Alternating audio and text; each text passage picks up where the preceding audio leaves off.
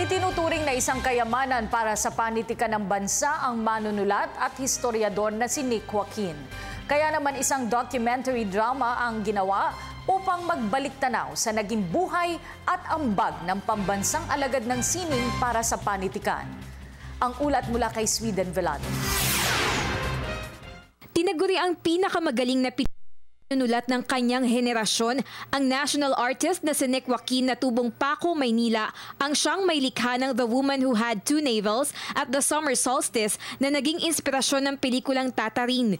Kaya naman upang bigyang pugay ang naging malaking ambag niya sa literatura, isang documentary drama na pinamagatang Darling Nick ang ginawa sa ilalim ng direksyon ni Binibining Sari Dalena. Tampok dito ang eksklusibong mga panayam sa mga naging pinakamalalapit na kaibigan ni Nick Joaquin, gaya na lamang ng kapwa niya national artist na si F. Shonil Jose.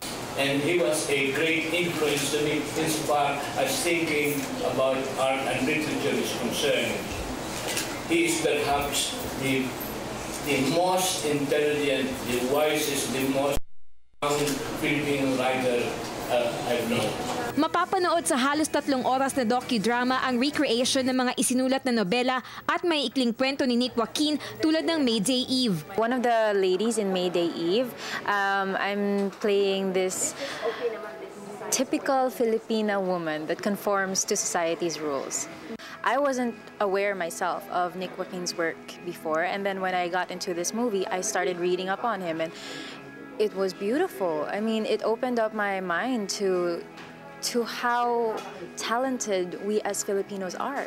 Si Nick Joaquin ay ginawaran ng National Artist of the Philippines for Literature Award noong April 2, 1972. Pagbabahagi ni Direk Sari, maiging mapanood ito lalo na ang mga kabataan upang mamulat sila sa buhay at kasaysayan, hindi lamang ng ating mga pambansang bayani, kundi maging mahalagang tao sa mundo ng literatura. Maasahan ninyo na pag pinanood ninyo yung pelikulang Darling Nick, talagang hahanga kayo sa henyo at husay ni Nick Joaquin bilang manunulat, no?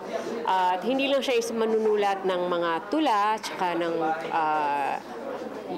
literary works, isa rin siyang journalist, no? Sa ika-11 ng Nobyembre, gaganapin ang public premiere screening ng Darling Nick, ganap na alas 9:40 ng gabi sa lungsod, Quezon. Para sa Telebisyon ng Bayan, ako si Sweden Velado.